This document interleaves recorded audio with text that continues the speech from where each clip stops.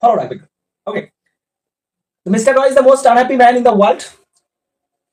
তো এটাকে যদি আমি চেঞ্জ করি তাহলে কি লিখবো? মিস্টার রয়, যারা পারছো কমেন্টে জানাবে, ইচ মিস্টার রয় ইচ। এখানেও লিখি মিস্টার রয় ইচ। আচ্ছা, one of the most unhappy আর দ্য মোস্ট আনহ্যাপি দুটোর কম্পারেটিভ একই বিষয়। More unhappy, he is more unhappy, he is more unhappy than এখানে হবে হি ইজ মোর আনহ্যাপি দেন। তাহলে পার্থক্যটা কোথায়? Man in the world, men in the world, man in the world, men in the world, singular plural.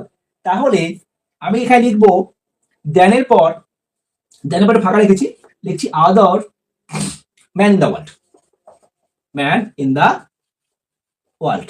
ভালো করে বোঝো, এখানেও লিখছি other men in the world, men in world. আর তোমাদের মানে প্রশ্ন হচ্ছে স্যার তাহলে ডিফারেন্টটা কোথায়? এখানেও সেম লিখেছেন, mister Roy is more unhappy than other man in the world, mister Roy is more unhappy than other men in the world. তাহলে পার্থক্য কোথায়? এখানে দেনের পর ডিরেক্ট বললে এনি বসবে, এখানে দেনের পর কি বসছে? মোস্ট বসছে। তাহলে ওখানে এনি, এখানে মোস্ট, ওখানে এনি, এখানে মোস্ট, এখানে ম্যান ছিল, এখানে মেন আছে। এটা সিঙ্গুলার, এটা প্লুরাল, এটা সিঙ্গুলার, এটা প্লুরাল, এটা এনি, এটা দেন, এটা এনি, এটা মোস্ট, এটা এনি, এটা মোস্ট, আর বাকি সেম টু সেম। আশা করি ক্লিয়ার করতে পারলাম। ওকে, কোনো সমস্যা নেই। চলো এটাকে আমরা পজিটিভ করি, একদম ইজি, বুঝতে পারছো? কম্পারেটিভ যেন ভুল না হয়। বুঝলাম, দুজনের কম্পারেটিভ অ্যাকশন করলাম, দুটো রুলের কম্পারেটিভ অ্যাকশন করে কম্পেয়ার করে বুঝিয়ে দিলাম যে কিভাবে হচ্ছে। কম্পেয়ার যখন করলাম আশা করি বুঝতে পারছো কিভাবে হচ্ছে।